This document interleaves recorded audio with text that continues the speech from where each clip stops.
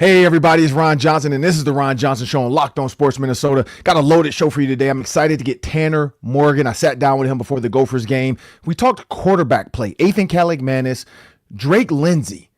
Ethan Kaliakmanis coming into that Gopher game was considered one of the best in the Big Ten.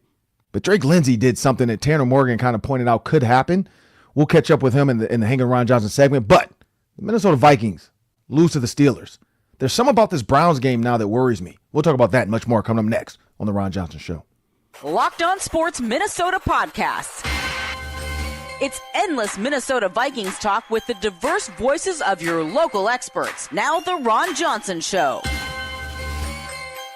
On the field, in the broadcast booth, Ron Johnson is Minnesota sports. He's played with them, hung out with them, and grown up with all the big names in Minnesota sports. They're hanging out with Ron Johnson. It's the Ron Johnson Show on the Locked On Sports Minnesota Podcast. And it starts now.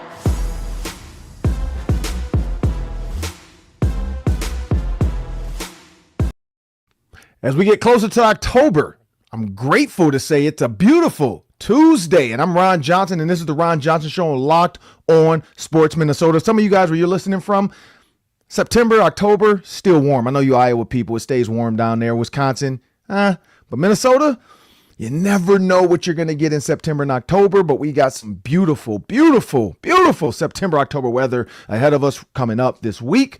Hopefully it hangs around, but I am thankful for everybody that's joining us today. Make sure you download Locked On Sports Minnesota on YouTube. Just subscribe when you go to your YouTube app and wherever you get your podcast. Thank you guys for listening. I want everybody to know today's episode is brought to you by FanDuel. Just download the FanDuel app now by visiting FanDuel.com and win $300 in bonus bets if your first $5 bet wins. And if you want an idea, throughout the show, I usually kind of throw out some things about the upcoming games with the Minnesota Vikings and around the NFL a little bit that I think are going to be absolute home runs if you want to put down $5 and get an easy win. I always try to go with the easier teams. I do a pick 'em every week, 16 games, and my wife has won once this year so far, and so I try to continue that on. So I'm pretty good and getting you guys some $5 winners. So make sure, again, go to FanDuel.com and win $300 in bonus bets if your first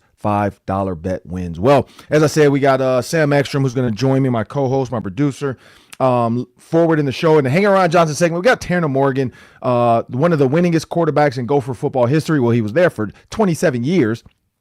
But Tanner Morgan is joining me in the Hang Around Johnson segment. My guy Tanner, he also is now on the Gopher pregame show with us. So I love that additional voice, that additional football body, because, you know, the Vikings Game Day Live show with myself, Ben Lieber, and Pete Bursich. I love the duality in the multiplication of looks and vibes, and everybody's multiplying to each other's takes. So having Tanner on there kind of helps, one, get my football takes across because I have another football guy. And two, I love to ask quarterbacks questions because, you know, it's one thing to be a receiver, be a defensive back, be a linebacker, center, all that. But quarterback is probably one of the hardest positions because you control the entire game with your arm and your mind. And so I love having Tanner, but we're going to catch up with him in the Hang Around Johnson segment. But we got to talk about the Steelers game, Sam. Mm-hmm. This is one of those games I said when I did my early Vikings.com predictions. I said that the Vikings would be 4-1 heading back from London after beating the Steelers and the Browns. I did think they would lose to the Bengals, but as we've seen, the Bengals are absolute hot garbage right now with Jake Browning not doing well. I don't know if you finished watching the Broncos game. I stopped watching it at like around the third quarter. It was still 21-3. Back to the Minnesota Vikings, Sam, and the Steelers over across the pond. What worries me, so I'm going to pay off the tees. What worries me about this Browns game, Sam, is the injuries. One, they're overseas with injuries. So it's not like you can just activate guys, bring guys in for workouts, and have bodies ready to go. So one, you got to figure out how hurt are these guys? Who's going to is anybody going to IR? Do we need to fly somebody across the pond real quick? If they don't have a passport, Sam, do you have to go send your jet to get them? Do jets, like, is there a way to get a work visa to just get out of the country without having to have your passport? Like, I don't know how that works. Like, because I have a real ID now, so I know I can fly out of the country with my license because I finally went and did it. I was just like, you know what?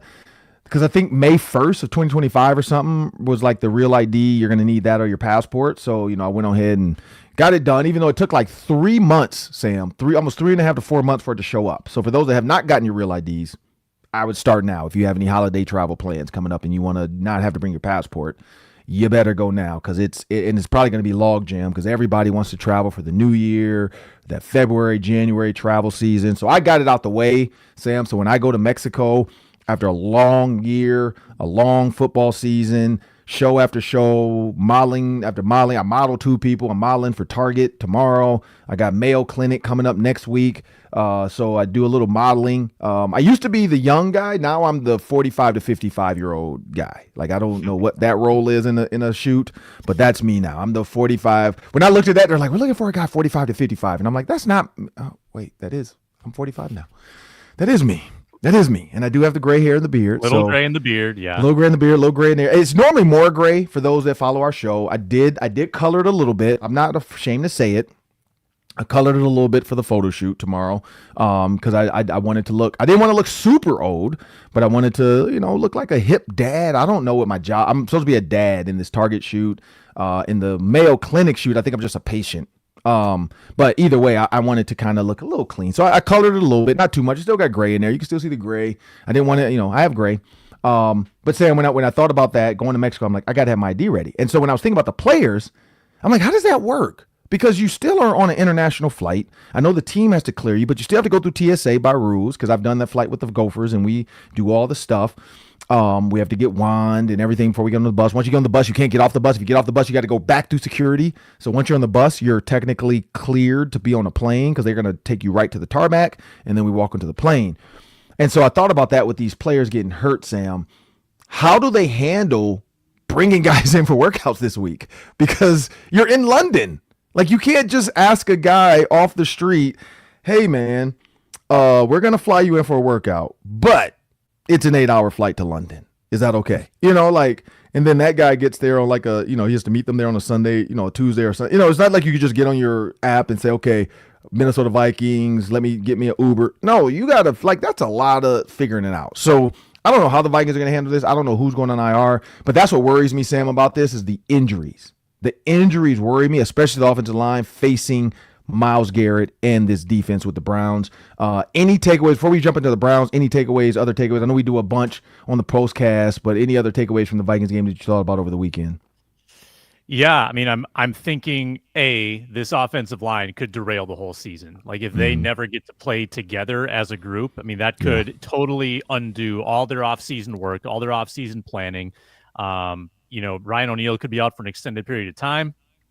They've lost Ryan Kelly now for an unknown amount of time. Donovan Jackson with the wrist. Christian Darrisaw just getting back, and he's looking around. He's like, where is everyone? where are my buddies at? It's just been an unfamiliar, unpredictable group from week to week. That's hard on KOC from play calling. That's hard on all the tight ends having to stay in and protect. It's hard on the quarterback not knowing whether they can count on protection. It mangles the operation. It's led to a lot of pre-snap penalties. And I'm thinking about, is Carson Wentz playing in his last game this week? Ooh, like, did he play well enough against the Steelers to say, are they going to stick with this guy? And I'm not sure the answer is yes. I felt like he did really well in garbage time, but the first 3 quarters probably not well enough to say that he's an upgrade over J.J. McCarthy. And so when you look at this, the Cleveland defense, this is where worries me. 18.3% of their plays on defense when they're going against another team have resulted in a first down or a touchdown. That is number 1 in the NFL. They have the best defense in the NFL when it comes to not allowing first downs or touchdowns. And of course, the Miami Dolphins, Dallas Cowboys, Pittsburgh Steelers, Sam, are the bottom 3 with the Cincinnati Bengals and the New Orleans Saints. It's crazy when you look at that bottom: Miami, Dallas, Pittsburgh, Cincy, New Orleans. All of those make sense except for the Steelers. Like, the Steelers are actually playing well. And so that's why I wonder, this was a game the Vikings were supposed to win. Like, it was. The Vikings were supposed to win this game. I don't understand how it ended. Now, I do know injury. I know injury's part of it. Like, we can't deny that. But should have been a game they should have won, Sam. But when you look at the defense of the Browns, that's what worries me. Is like, we already have issues with the offensive line. You have a Browns defense that's not giving up much.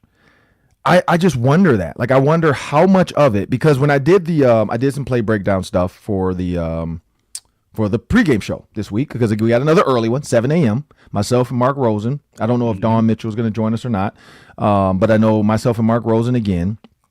And I already jumped into Cleveland last week, so it's kind of a great start. But when I look at Cleveland in the regular open field, all over 18% first downs or touchdowns.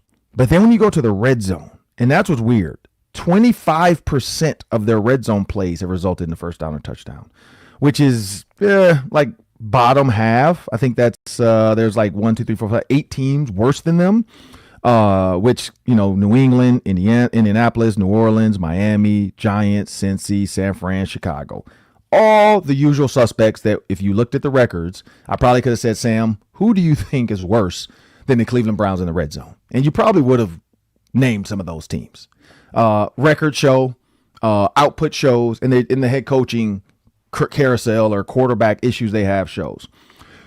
So the only thing I have with that, Sam, my only thought with this, the Vikings have to matriculate down the field because the Browns aren't giving up huge chunk plays. Like, they're not allowing explosives. They're not going to allow you to throw deep to Jordan Addison like that. They're not going to allow you to throw deep to Justin Jefferson like that. Now, they will mess up because I do have 4 plays against the Ravens. And I forgot the other team I broke down, but I know the Ravens was one because the Ravens absolutely, for a quarterback and Lamar Jackson, I don't know if this was Lamar Jackson and because the linebackers were so worried about Lamar that they weren't able to help out behind them. But there were some huge issues with that nickel. There's 3 plays in a row where he just does the wrong thing. Like, I don't know if he didn't know what he's supposed to do. Like, there's one play where the outside corner is facing in, meaning he knows he has deep third. The other corner on the other side, the nickel, is facing out as if his help is outside. The safety's in the middle. It's cover 3. You got to force him into your help, not away. And he turns the wrong way. Guy runs a corner route, touchdown.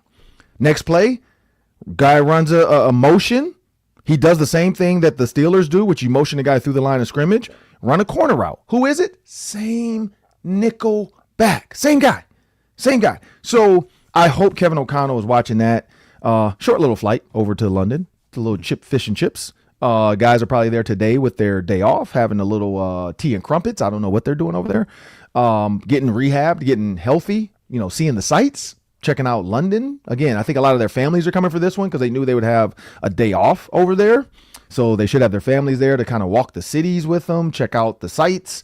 But I hope film is a part of it. And if I'm doing anything, I'm picking on the nickel backer for the Browns. Like, I'm going to absolutely just pick on them. I mean, all 3 DBs, to be honest, but I would want to pick on that nickel backer. So that's me, Sam. That's what worries me when I look at this game is who do they attack? Because you look at their DBs. So you got Denzel Ward, pretty good.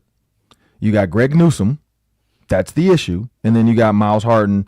Miles Harden and Greg Newsome have been the issues. Miles Harden has been the biggest one. When you look at him in the slot, like he looks lost at times. And that's who I'm picking on. I'm picking on Miles Harden if I can. I'm gonna identify who he's matched up on. I'm going to understand the play call. And if I'm Carson Wentz and I want to throw for 300 yards again, and I want to have a chance maybe to make this the toughest decision these coaches have ever had when they get back next week, I'm going after Miles Harden because he's on film. He's been known to give up a big touchdown because he just lines up wrong or he runs wrong. He doesn't communicate well. But yeah, what worries me, Sam, is that like you can say all that bad DBs, giving up big plays, chunk plays to what's his name, Lamar Jackson. Can you block? Do you have the guys ready? Like, is it going to be a Juergens with Brandel, Darrisaw? Was it Fry? Is Fry's out too now? Fry's is good. It's O'Neal. O'Neal's probably out for O'Neal and Kelly, right? Kelly's out. Kelly's probably out. So it's it's Juergens, Brandel, Darrisaw, Fry's, and School or Walter Rouse. Could be Walter Rouse, maybe. Could be if they want to make a move there, yeah. Potentially. Or is there an offensive tackle on the street that they're going to call and say, hey, man, like, we just need you to be the right tackle, not the blind side. We just need you to come in and give us a workout in London. I don't know if there's going to be reports of workouts, because if you look at the offensive tackles that are free agents, that's where it's like, is it easy to get these guys overseas? Is it easy to get these guys in the building? I just don't know if it's there, because you got the guys, they got a lot of tackles that sign. I'm looking at the available list, Sam. It doesn't look, it's nothing on this list. Nothing. Feels like that's probably off the table when you're overseas, and it'd be hard to get them up to speed, right? At this late juncture, you'd probably need a couple of weeks to break them in before you could play them. Correct. Because I'm looking at none of these names jump out at me right away to say, go get him. Yeah, and the only reason I say that though, Sam, because like they have Cam Robinson on here, but I thought he was signed by somebody already. He just got traded from the Texans to the Browns, so he will be flying over to London this week, maybe playing in the game. Man, why can't we get one of those guys? But yeah, so when you look at that, that's what I worry about. I worry about the offensive line running the ball. Sam, here's one takeaway, before we get to Tanner Morgan real quick. One other takeaway I had about this game, and I don't know if you saw this. It felt like the offense was stagnant at times. Like it didn't feel like a well-oiled machine at all times. Like when they were clicking, they were clicking. But when it was nothing going, it felt stagnant. And the good thing is Joe Flacco doesn't look awesome. Like he looks okay. My hope is that this is a defensive game. The Vikings defense does what they did a week previously. Previous? Yeah, that's what you said. A week previous? A week? What's the word? Why does that sound weird? A week previous? That's prior? Not it. Prior. There it is. A week prior. I could not get the P word. It's prior. A week prior. And just go for 5 turnovers. like force Dylan Gabriel to get on the field. Force Sadir Sanders to maybe get a look. Like, just go, because Flacco's not going to run. And I think that's the only thing that's going to like help us. But I say that, and Rodgers didn't run either, really. And I mean, he did have one little scramble, but he fumbled when he ran. But yeah, he's not running. Flacco's not going to run, but Flacco will sit back and pick you alive. What did Flacco do? Colts played the Vikings, and they had Flacco play. I don't remember exactly what Flacco did. I don't feel like it was like crazy killed him, but I don't remember what he did. Last year Colts came in after the bye. Not after the bye, after the Rams loss, trying to get back on track, I think. And I think they struggled offensively, and were down at halftime. But Flacco didn't really do much of anything, and they kind of killed him in the second half. I think they probably beat him about 21-10. Yep, 21-13. You are correct. Joe Flacco, 179 yards, no touchdowns, 1 interception. So Flacco did not do much. Sam Darnold, on the other hand, almost threw for 300 yards, but he did have 2 interceptions and 3 touchdowns. So I say that to say they know this guy. They've seen this guy. They've played against this guy. Joe Flacco is what he is. He's not getting any faster. He's still smart. But I hope the Minnesota Vikings defense is prepared to take this game over, because this offensive line, I just don't know. Like I do. This is one of those where I just don't know. Like I know Christian Darrisaw is going to be good. I know Fries is going to be good. But those other 3, you just don't know. You don't. Like you have no idea what you're going to get. Like Juergens, what do you get? And the good thing is Myles Garrett moves back and forth. So hopefully Darrisaw gets him a lot. But he is willing to go to the other side, too. Like, Myles Garrett will go to the other side based off scheme sometimes. Well, now it's time to get to the Tanner Morgan Hanging with Ron Johnson segment. And we got that coming up after a word from our sponsors.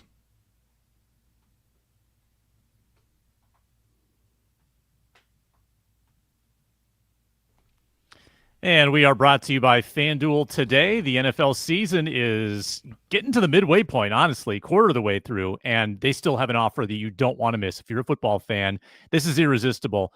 Bet $5 at FanDuel if you're a new customer. Win that bet, get $300 in bonus bets when you win. That's right. Pick a bet, put down $5. If it hits, you got $300 to use across the app. The FanDuel Sportsbook app is so easy to use. They have myriad futures options, prop options, live wagering, same-game parlays. It's all available at FanDuel to make that game day experience so much better, or the whole season so much better if you have a good futures bet or parlay that can last you until January. So what are you waiting for? Visit FanDuel.com, download the FanDuel app today, and get started.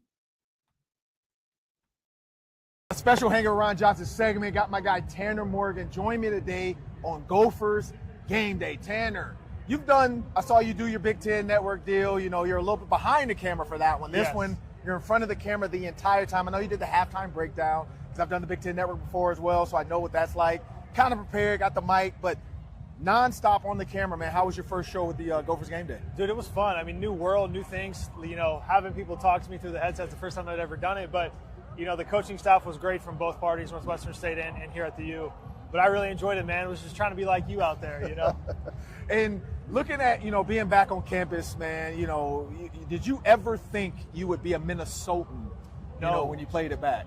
No, absolutely not. And even, you know, when I got done playing, I loved the state so much, but I thought, you know, my wife and I, we would leave. And just for some reason, man, still here and don't see us leaving anytime soon. Yeah, a lot of people are like that, man. Like myself, you know, Tony Patterson, you got Tellus Redmond, you know, Adam Weber. Adam Weber, he's from here, but he came back, then UTEC. But then you got guys like Adam Thielen from here, went off to Carolina, was a Viking, but, you know, never really left his home here. Yeah. A lot of people love the state of Minnesota, man. What is it about Minnesota that made it feel like home for you? It's not the weather, that's for sure. You know, I think it's the people, and really, like, when I look back at my life, you know, I spent 6 years here. Like, I born and raised in Kentucky, but Minnesota really kind of made me and helped shape me into the man I am today.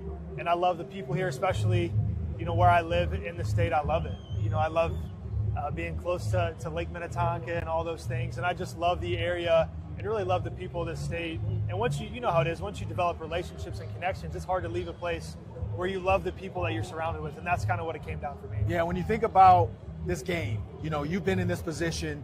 Ethan Kaliakmanis, though, you know this kid. Yeah. The Gophers know this kid.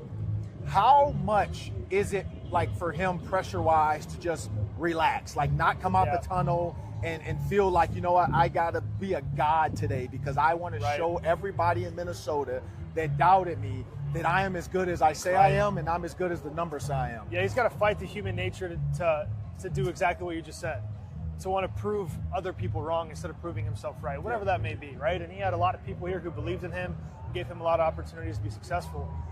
But that's how you got to do it. And really, like, I think for that to happen, it's look for him to get going. You know, Kirk Soroka, I could see him getting him a naked, getting him an easy completion, maybe a screen, bubble screen, something to kind of calm those nerves. But he's got to fight the human nature to be, you know, have controlled aggression and calculated risk, take those calculated risks, but not take, you know, shots and make throws that really aren't there just to try to prove himself to other people. Yeah, and you're back now doing, you know, quarterback coaching and getting these young quarterbacks, you know, really ready to go. Yeah. When you see yourself now as now a mentor, you know, now a quarterback guru, people are coming to you asking questions, you know, how do I do this, coach? You know, are you starting to, like, feel older, one, and then two, how's that been? It's been awesome, man. You know, I thought in college that I was going to be a college coach, right? Yeah. You know, you coached for the Colts for a little bit. We had a very similar path of, you know, really good at it, enjoyed it, but the lifestyle that kind of would have afforded me, I wasn't willing to sacrifice what it took to be successful there. Right. And that's what it came down to. But I still get to coach, you know, with the quarterbacks I'm training and other things, you know. We just need some more receiver help, you know. We got to get Ron Johnson to come answer the phone. Yeah, you know, like I have been, you know, doing a little bit more now with a couple of high schools here, so I will have to connect you on that because I do know one school, just talked to them yesterday. It's funny. Like, this is how God works. I was just in school yesterday. Coach was like, hey, man, I want to do a football camp this summer. You know, do you know some guys that can help me run a football camp? And I'm like, well, I know a quarterback. Yeah. I know some offensive linemen. I was like, I think I can. You know, I told him Carter Coughlin, as well as back in Minnesota now, who could do D-line, linebackers. Yeah. So I was like, you know what? Let me get back to you. Let me talk to my wife and pray about it because again, that's time. Right. That's away from the family. But yeah, you're a dad now. Yes. You know, and you are ingratiated in that world of girl dad. Yes, sir. You know, how have you kind of like? Because, you know, you still have to be a tough guy. You got to be, but then it's like daughters are just, they melt you. You know, it's just so hard to want to be, like, I feel like with boys, like you can push them, punch them, kick them, trip them. Girls are just like, hey, come here. What's wrong? Are you okay? You know, it's Right. just, it's different. Like I tell people all the time, like my daughters completely changed my life. Like God gave me daughters because he knew I had to change. He knew that my heart was a little hard maybe, or I was a little bit this or a little bit that. Like I find myself crying now at random movies, and I'm like, I wasn't like this before I had daughters. So, you know, you as a girl dad, man, how's that been? I love it. And it really, my wife has just been phenomenal raising. You know, we've got a 2.5-year-old and then basically a newborn, and my wife has just been a saint. She's made it happen. But I love it. You know, I love chasing my daughter around, you know, and really for me, I just get so much joy when I get home and I get to spend time with her. You know, selfishly, I am trying to get her into golf as a sport. Yep, you know, golf, maybe a little flag football.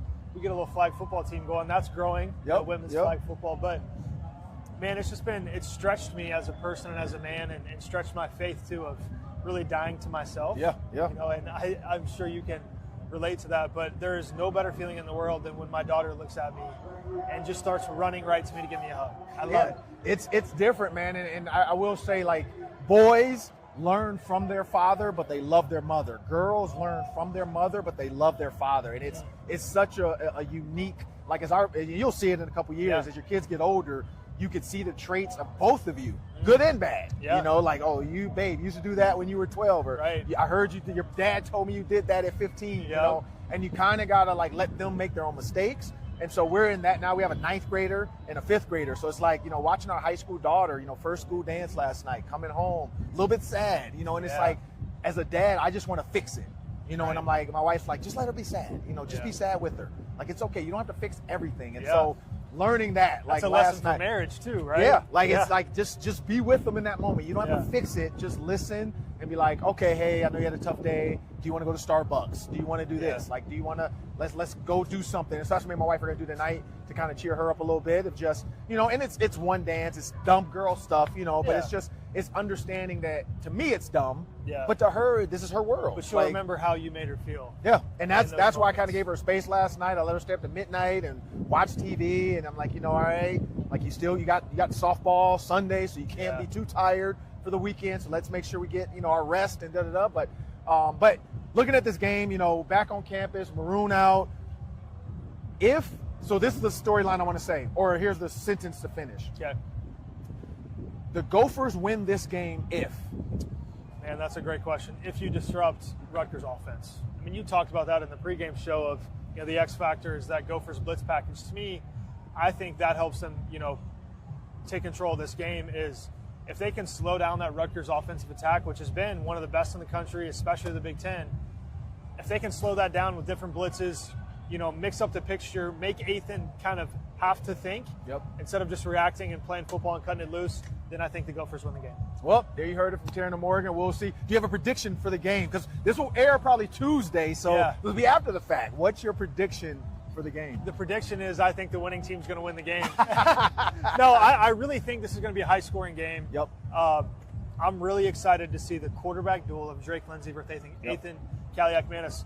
In a lucky spot, I know both of them really well. Yep. And so I don't want to, you know, say who's going to play better or not, because there's so many factors that go into that, right? As you know from a receiver standpoint. But I do know this. I think when we turn on the film on Sunday and we're watching this game, and maybe we're watching it in the studio next week, there's going to be a lot of explosive plays, you know, offensively from both sides. Have either of them reached out to you this week for any tips or? No, nothing like that this week. I've reached out to both, you know, just saying, hey, good luck, you know, go get it. But I'm sure the emotions and all the stuff that's going with Ethan and even Kirk Soraka and Rob Smith, who got fired from PJ Fleck in 2018. There's so many emotions that are in this game. And for me, I will be glued to the couch, you know, when I have to leave after the first half to this game. Yeah, I'm just wondering if we're going to have a Kirk Cousins, you like that type of moment in this game. Because I know if Ethan does something spectacular, because I'll be on the sideline probably about the same as you till halftime, and then I head back to the studio to do the post game. But that's what I'm wondering. Is Ethan going to have one of those, like, iconic moments, or is Drake Lindsey going to have one of those, like, young gun throws a big touchdown, looks over, you know, at somebody, does a Jordan shrug after his fifth touchdown? I don't, you know, like, I couldn't see Drake doing that because I think that Drake guy knows better. Coy doesn't know better. Coy doesn't, you know, and I think he's going to have a big game. You know, people were on him last week, and I think he's going to be a huge factor in shutting down, you know, that Rutgers passing attack. It's going to run through number 3 and what he's able to do defensively. Yeah, so Coy Parrish, you know, we know what he can do. You know, preseason All-American, next NFL draft pick here at the University of Minnesota, the next great safety here at Minnesota. Can he be disciplined enough? Because PJ said it last week. Can he be disciplined? Because PJ told me, and I asked him, I said flat out, I've made mistakes. I've fumbled balls or taken I've never fumbled, but I've taken a reverse that I was supposed to throw. Instead of just throwing it out of bounds, I lost 27 yards against Penn State. I'll never forget that. I was a sophomore, same age, young, just trying to make a play instead of just throwing it out of bounds like I practice and practice. If the throw's not there, throw it. LeVar Arrington comes around the corner. I'm thinking, okay, I can get away from this guy. I still think I got away from him, but the rest of it, my knee was down, whatever. And, we ended up winning that game, though, but I learned from that moment to say, don't try to make a play just because you have the ball in your hands.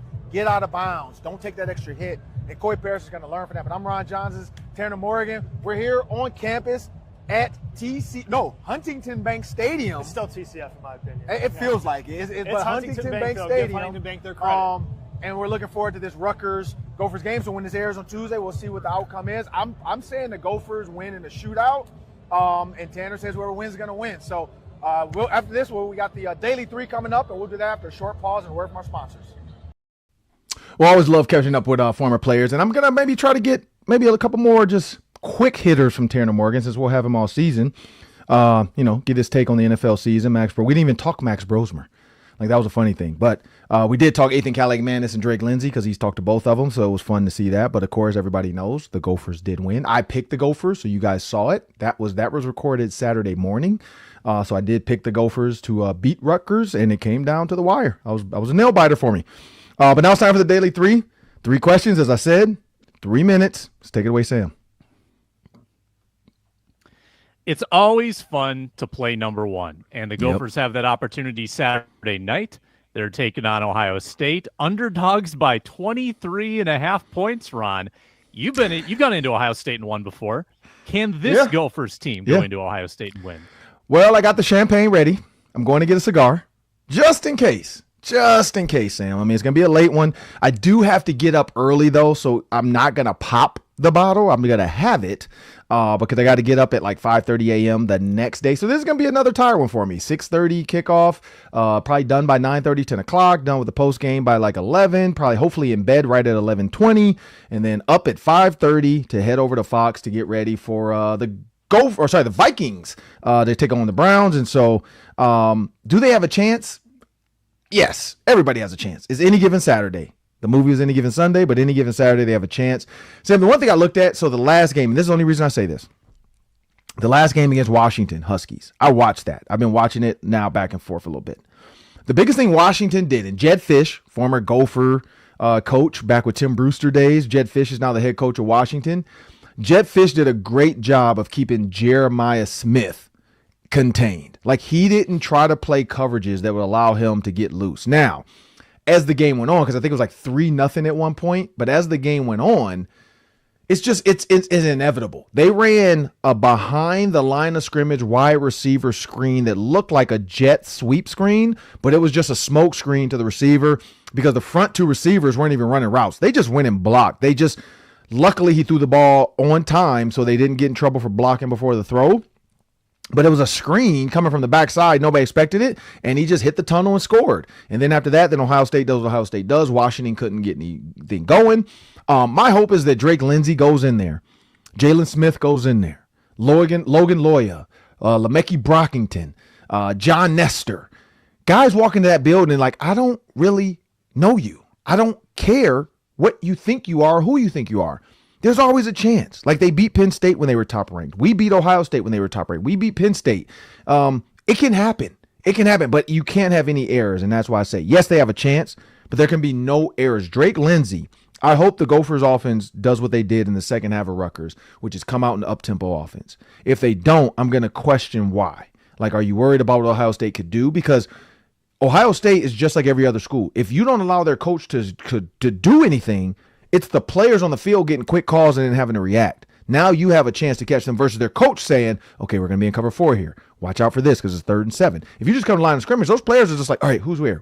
And that's what happened to Rutgers. Rutgers, it was fast paced, and the Gophers were able to move the ball. So I think they do have a chance, probably a 10% chance, but that's all that you need. 10% chance, and you have a chance to win it all. Yeah, I think you're hanging your hat on Drake Lindsey cooking. And also in the two real games the Buckeyes have played, their offense was not that impressive. Correct. Maybe you can hold that offense down, keep it tight. Certainly tighter than 23.5 points. I don't know if you followed, Ron, the sudden, abrupt, and controversial end to the Lynx season. They were rolling. Yeah. It seemed like it was inevitable. They were going to be champions, and then they blow a lead in game 2. In game 3, Cheryl Reeve loses it and goes off on the officials, gets suspended. Nafisa Collier got hurt on the play in question, and they get eliminated with another blown lead in game 4. Your thoughts on the end of the Lynx?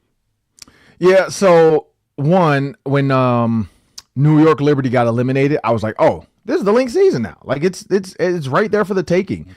And should they have beaten the Mercury? Yes, they should have. Like it was, but Nafisa Collier getting hurt, that didn't help.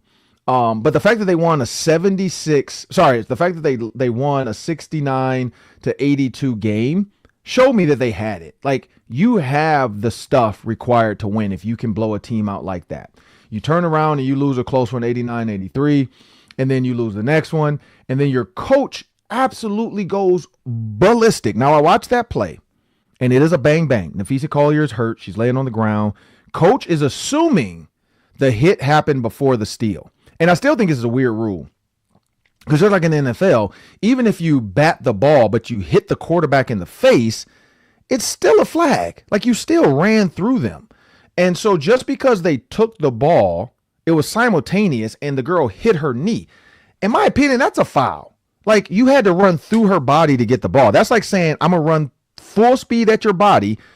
If I take the ball, I'm going to turn and then hit you with a shoulder. And no, that's not a foul because I have the ball.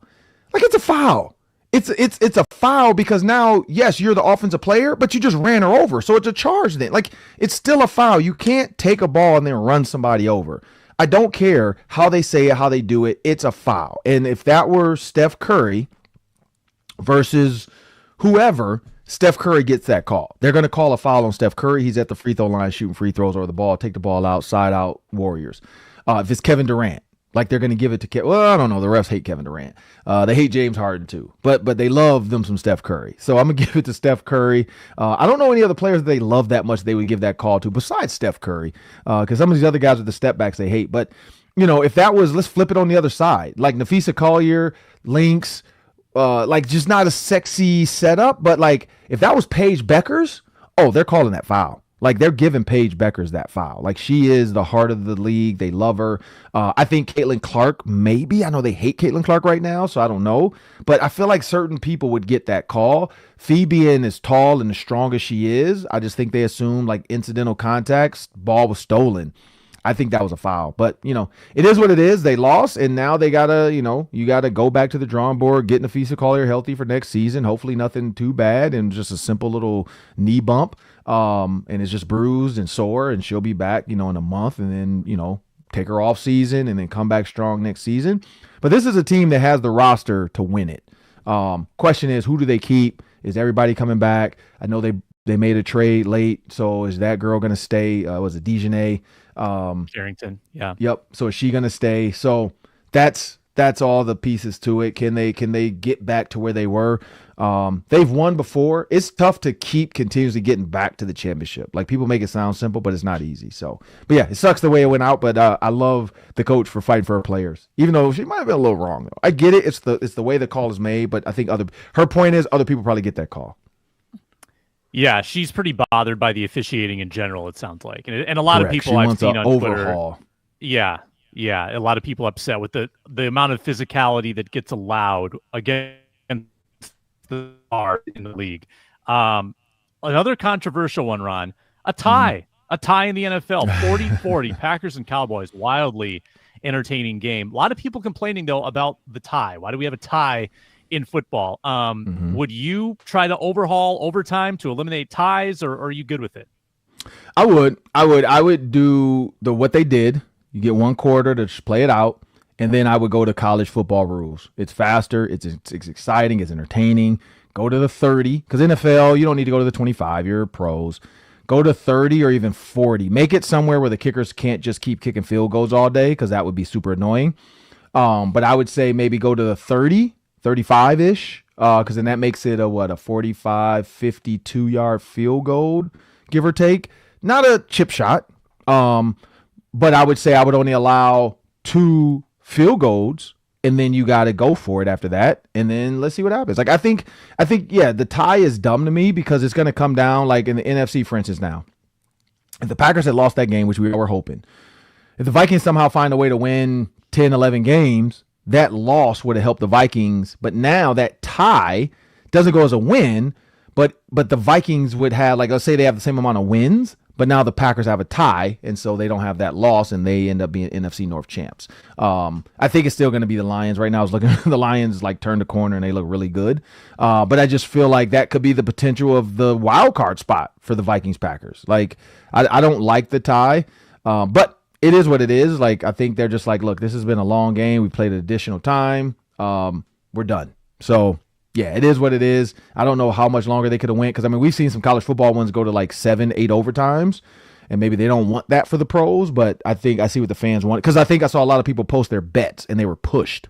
You know, a lot of they were voided. This was voided because I needed the money line, so it voided my bet. I get that side of it too for the bettors because it's just a voided ticket now, and everybody's not happy. So I don't know. What are your thoughts? Do you think it should end in a tie? I just think you should go to 15 minutes in the session. I think if both teams score in a 10-minute session, it's going to be, you're going to run into the same thing you did with the Packers. Like, they're going to be trying to manipulate the clock, trying to run it down so that no one else gets a possession. And I think that's a flaw in the system. I think that if it's a 15-minute overtime, well, then you're not worried about the clock. Packers probably would have been more aggressive. They probably would have tried to score a touchdown a little more aggressively. They were kind of outsmarting themselves there at the end because they were so worried about giving the ball back to Dallas. Well, that's not the case if you're just playing a 15-minute overtime session. So I would just make it longer. I don't think you can get a third good possession in there when you're only playing for 10 minutes.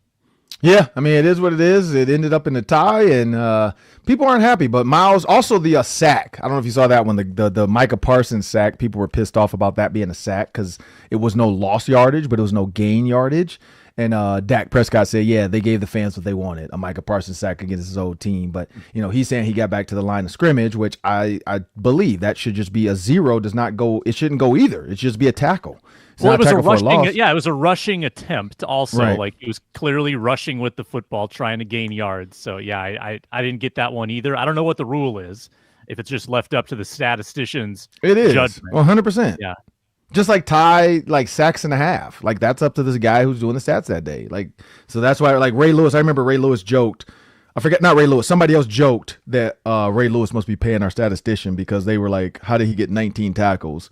Because they would go back and watch the film and they're like, wait, they gave you the tackle for that? You know, so, you know, it's up to the statistician. Like, they could go up there, and if they know that person or they just want to give it to somebody, hey, here's your tackle. Here's your sack. Like, here's your half sack. Wait, you took a half sack away from me? Like, you know, like that's what happens. Especially, and I know guys get pissed because if they have bonuses, like if they have, you know, hey, 12 sacks get you $1 million, and you end up with 11 and a half sacks because they gave your sack to somebody else who just put their finger on the guy as you took him to the ground. Like, stuff like that. I know guys get pissed, but that's why guys keep running. They always run and jump on the pile just in case. Like, hey, I might get a half sack here, so I'm not going to stop running. I want to be a part of this tackle. Give me a half tackle here. But I'm Ron Johnson. That's Sam Extra. I want to thank you guys for joining us. Thank Tanner Morgan for joining me on the Hang with Ron Johnson segment. When you guys subscribe to Locked On Sports Minnesota, you're getting endless talk with local experts. Also, check out our Locked On Sports postcast on YouTube following every Vikings and Gophers game right now. And then, of course, Twins. They don't have a head coach anymore, so make sure you guys check out Locked On Twins because I'm pretty sure that's going to be a heated up debate of who's going to be the next coach of the Twins. And then the Wolves games are coming because Anthony Edwards is back in Minnesota.